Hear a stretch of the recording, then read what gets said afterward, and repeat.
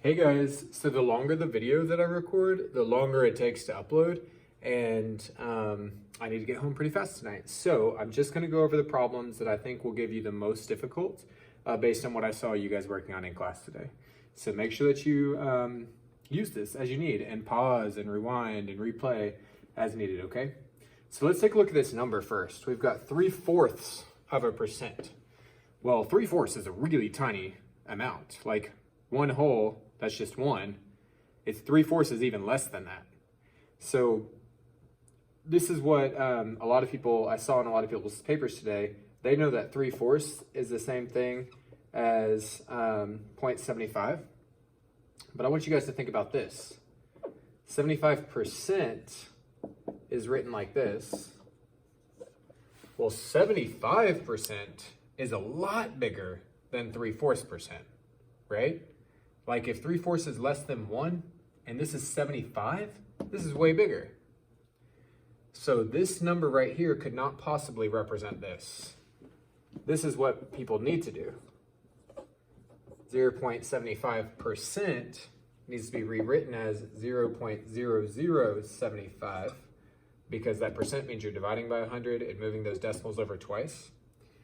So 0.0075 times 387 will get you some number like 2.90 something. But this section says to use the best estimate. So I know that 300 is going to be incorrect.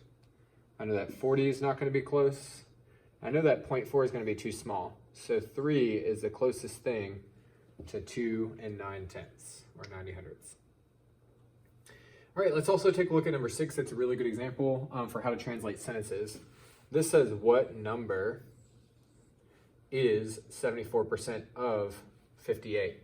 So I know that this answer has got to be less than 58 because it's only 74% of it. 100% of 58 would be 58. So 74% is going to be less. So this answer cannot be correct because 78.4 was the answer there. And 4,292 is not correct because that's way too big to be reasonable. Hopefully you know that 1.3 is going to be too small to be the reasonable answer, so B is going to be your final answer. But in case you didn't, we can translate this as an equation. What number n is 0.74 times 58? When you calculate that, you should get 42.9 something, and that rounds to the nearest tenth as 42.9. So B. So remember, is usually means equals, and of usually means multiply. And when we don't know what a quantity is, we can use a variable in or whatever you want. Okay, so let's take a look at the next page. Page number 7 is a lot like number 6. Number 8 is a story that is a lot like number 6 and 7. So let me scroll down so you can see number 8. Number 8 says, while shopping, Lucinda spent $48. At this time, all after-school All-Stars students, please transition to your second hour class. After-school All-Stars to your second hour. And if you are in nutrition, you're going to report to sports today. Nutrition, you will report to sports. And it looks like sports is going to be outside on the basketball court today. Thank you. So $48 is how much she spent, and that was 15% of her savings. So $48 is only 15% of her savings. So her savings has got to be a lot more than $48. So I know that this cannot be the right answer and this cannot be the right answer because those are too small. Now I've got to figure out, is C the right answer or is D? So what I did is I wrote an equation to represent my thinking. So $48 is 15% as a decimal of her savings. And I just put an S for savings. I'm going to isolate the variable by dividing by 0.15 on both sides. And when you do that, you should get $320 is the amount she had in savings before she spent. All right, Number 9, everyone's pretty well versed. Just pay attention to the question. It says, what is the amount he should leave for tip? In this problem, you're only talking about the tip. You're not trying to get the total. So they'll try to trick you by getting $17.40 if you add the tip and the bill. But we're just talking about the tip. So the answer is C for that one. Number 10, let me make sure you can see number 10. Yeah, you can. It says an aquarium is on sale for $59.50. If this price represents a 15% discount from the original price, what is the original price to the nearest cent? So on this one, we can say if it's 15% off, the original price is 100%, but it's 15% off. So that means we're only paying 85% of the cost.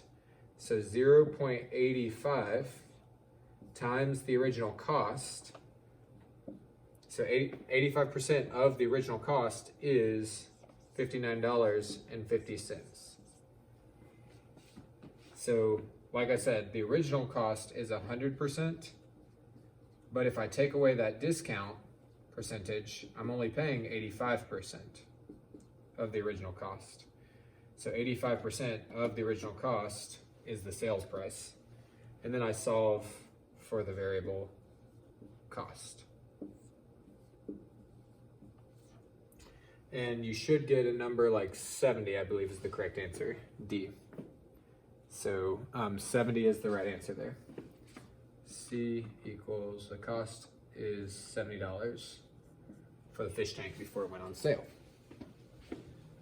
So now let's take a look at percent increase decrease. These are kind of intuitive, but just in case y'all haven't practiced your Excel, let's take a look at this. If it went from 100 to 150, I know that it increased, so this can't be the right answer. Well, 150 minus 100 is 50, so it was a change of 50 out of the original 100. So this, written as a percent, is 50% increase, B. So let's try this one. It's a decrease, so I know this one cannot be the right answer. So 300 minus 200 equals 100. 100 was the change out of the original 300. So this would be 0.333 repeating in your calculator, which is about 33% as a percent. So 33% discount. Okay. Let's take a look at number 13, because y'all do not like it whenever there's a number greater than 1 as a percent, and that's what this one's gonna be. So number 13, we went from 30 to 90. So the change was 60, and it was definitely an increase. So all of these choices are increase. Well, 60 was the change out of the original 30.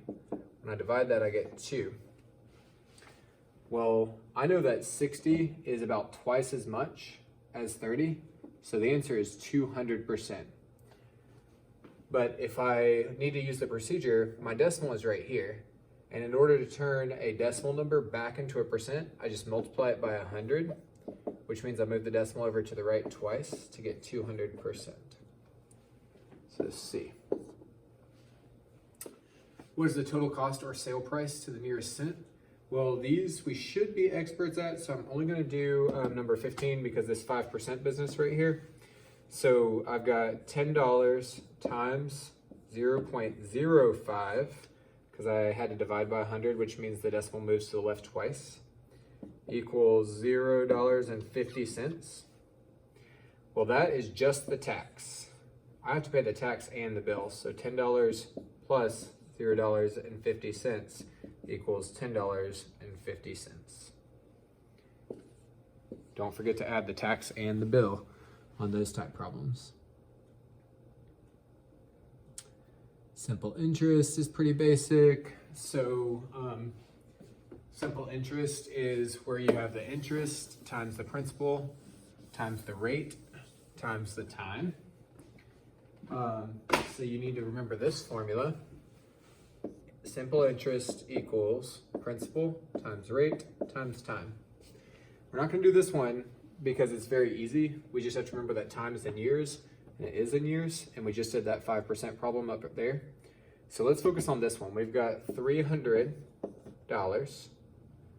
times 6.5%. Well, I'm going to write 6.5 as a decimal because 1 divided by 2 is 0.5, and I already have 6 wholes, so that's 6.5, but it's percent. So that means divide it by 100. Move that decimal over twice, and you get 0.065. So 300 times 0.065, because I don't want people to get confused, I'm going to erase this, times 1 year, which won't have an effect because it's just identity property. And when you multiply that out, oh boy, I need to find a calculator real quick. Let's see, 10% would be about 30, and that is only 6%. So it should be $19.50, if I remember that correctly. Boy, here's a calculator. Yeah, that should be about $19.50. So I'll double check that real fast. 300 times 0.065 equals $19.50, indeed. Okay, so we're looking at number 19, which is pretty tough. So y'all take a look at number 19 because this one is very similar to the one we just did, except for the fact that it has months, and we need time to be in years. So remember, principal is the amount of money either you deposit or you borrow. Rate is the percent, and time is the years, okay? So we have 850 times 0.04 for 4% times, 6 months. How do I convert the 6 months into a year? Well, 6 months out of the 12 months total to make a year is 0.5. So, because it's half of a year. So whenever I multiply that across, I've got 850 times 0.04, I'm sorry, times 0.5 equals 17.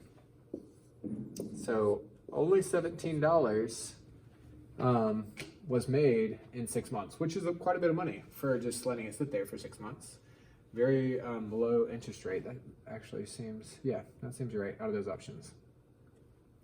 Chalia deposited $900 in a new account that earns 6% simple interest. So this is the word problem of the same thing. So you guys will have to use this formula and interpret that word problem.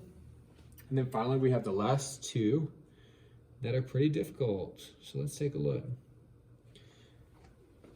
They're not super difficult if you remember ratios from 6th grade and you feel good about fractions.